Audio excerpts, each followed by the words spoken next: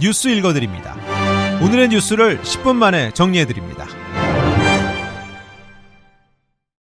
오늘은 2023년 11월 27일 월요일입니다. 미국과 한국의 주요 뉴스를 읽어드립니다. 벨리 지역의 쇼핑몰에서 청소년들 간 총격전이 벌어져 경찰이 출동하는 사건이 발생했습니다.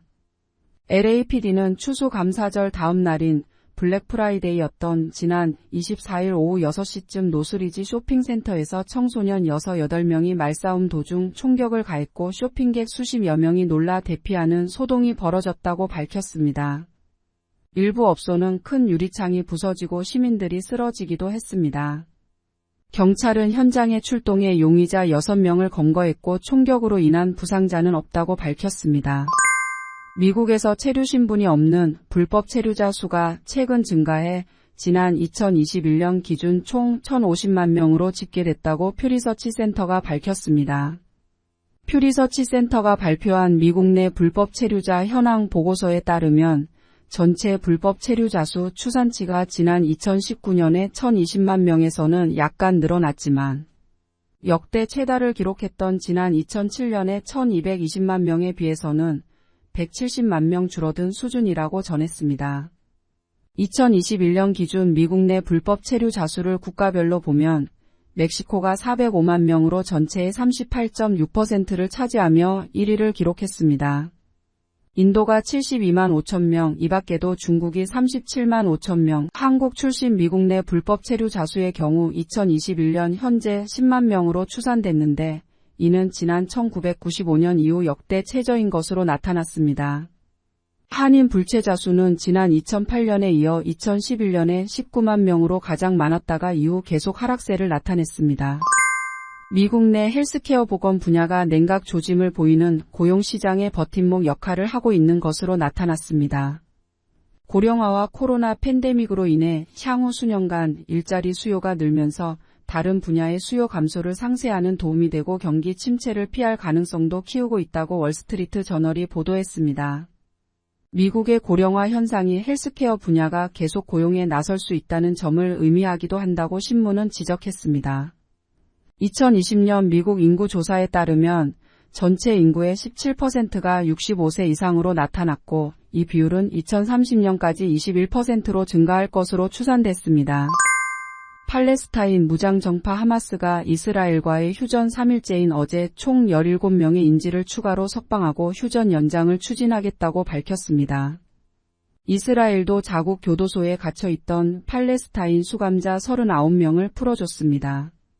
조 바이든 대통령은 이날 긴급 대국민 연설에서 풀려난 인질 가운데 한 명은 미국인이라고 밝히고 인질 추가 석방을 위해 임시 휴전을 연장하는 것이 자신의 목표라며 이번 휴전을 내일 이후까지 이어가 더 많은 인질이 풀려나고 인도주의적 도움이 가자에 도달하는 것이 우리의 목표라고 확인했습니다.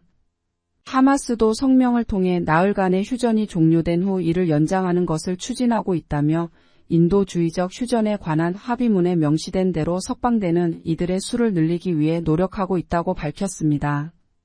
이스라엘 측도 일단 인질 귀환을 위해 노력하겠다는 뜻을 밝히면서도 하마스 제거를 위해 끝까지 싸우겠다는 의지를 밝혔습니다. 유엔 안전보장이사회가 오늘 뉴욕 유엔 본부에서 북한 비확산 문제를 주제로 공식 회의를 열어 지난 21일 있었던 북한의 군사 정찰 위성 발사와 관련해 안보리 차원의 대응을 공식 논의했습니다. 유엔은 북한의 군사 정찰 위성 발사가 안보리 결의 위반인 것은 물론 국제항공 및 해상교통에 대한 심각한 위험을 초래할 수 있었다고 규정했습니다. 하지만 상임이사국인 중국과 러시아가 미국 등 서방 이사국들과 대립각을 세우면서 대응에 반대해 안보리 차원의 대북 규탄 성명 발표나 결의안 채택과 같은 구체적인 성과를 도출하는 데는 실패한 채 회의를 마쳤습니다. 한국 뉴스입니다. 한국 정부가 외국 인력 도입 규모를 역대 최대인 16만 5천 명까지 늘리고 음식점에도 외국 인력을 고용할 수 있도록 빗장을 풀기로 했습니다. 한국 정부는 현재 제조업과 건설업 등 일부 업종에만 허용된 비전문 취업 비자를 한식당에 취업하는 외국인에게도 허용하기로 했습니다. 우선 5년 이상 운영한 한식점 1만 5천 곳에 한 곳당 2명 이내로 주방 보조원으로만 허용할 방침인데 내년에만 1만 7천 명 고용이 예상됩니다. 임업과 광업에도 외국 인력을 허용하기로 했는데 호텔업은 업계의 반발 등을 이유로 막판에 제외됐습니다. 한국에서 결혼을 늦추거나 아예 하지 않는 청년이 늘면서 청년 미혼 인구 비중이 80%를 돌파한 것으로 나타났습니다. 혼자 살거나 부모 집에 얹혀 사는 청년들도 크게 늘었습니다. 가정을 꾸리지 않고 아이를 낳지 않는 청년들이 늘면서 30년 뒤에는 청년 인구가 반토막 날 것으로 관측됐습니다. 한국통계청은 2020년 결혼하지 않은 만 19세부터 34세까지 청년은 783만 7천 명으로 전체 청년 인구의 81.5%를 차지했습니다.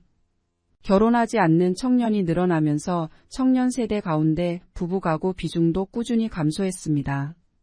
2000년에는 청년 세대 37.1%가 부부 가구였지만 비중은 꾸준히 줄어 2020년엔 15.5%로 절반 수준으로 쪼그라들었습니다.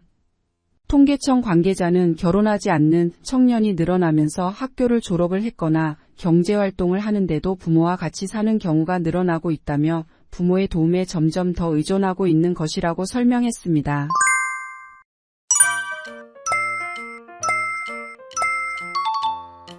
끝으로 날씨입니다.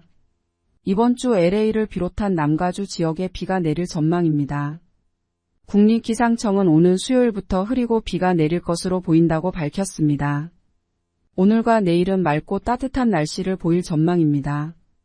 LA와 오렌지 카운티 지역의 오늘 낮 최고 기온은 74도, 밤 최저 기온은 51도 예상됩니다.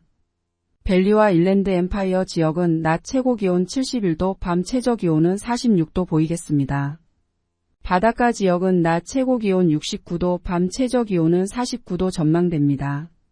산간 지역은 낮 최고 기온은 49도, 밤 최저 기온 21도, 사막 지역은 낮 최고 기온은 60도, 밤 최저 기온은 24도 보이겠습니다.